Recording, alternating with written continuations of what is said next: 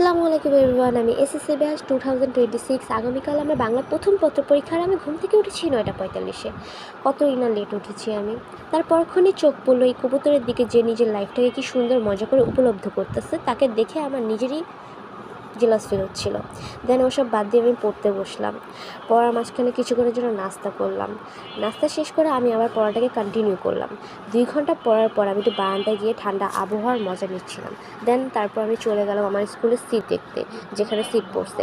বাহিরে অনেক গরম ছিল, প্লাস অনেক জ্যাম ছিল। দেন যখন এই ওভারব্রিজটা ক্রস করছিলাম তখন আবহাওয়াটা একটু ঠান্ডা ছিল, বাতাস ছিল, ভাল লাগতেছিল। আর এই রাস্তার মধ্যে গাছপালা প্রচণ্ড ছিল, যার কারণে অতটা রোদ পড়েনি এবং তাপও লাগে নাই, গরমও কম লাগছে। দেন আমি আমার স্কুলের ভিতরে ঢুকলাম। আমার সিট ঠিক দেখার পর আমি আবার রওনা দিলাম আমার বাসার দিকে। বাসায় পৌঁছে কিছুক্ষণ রেস্ট নিয়ে আমি আবার আমার পড়াটা কন্টিনিউ করলাম।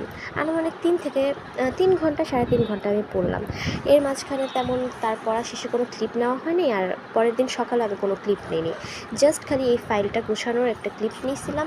এই ক্লিপটা নেওয়া শেষ করে আমি চলে গেলাম আমার স্কুলের দিকে।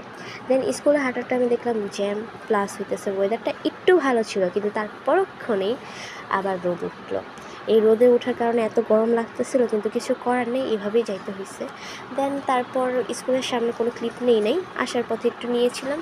নেওয়া ঠাওয়া শেষ করে আমি বাসায় এসে এমসিকিউ কারেকশন করছিলাম। এর মধ্যে আনুমানিক 18টা বা 15টা মেবি আমার রাইট হয়েছে। আপনাদের কয়টা কার রাইট হয়েছে, কতটুকু হয়েছে আমাকে অবশ্যই জানাবেন। আর আমার ভিডিও যদি আপনাদের ভালো লাগে থাকে অবশ্যই লাইক, কমেন্ট, শেয়ার করতে ভুলবেন না।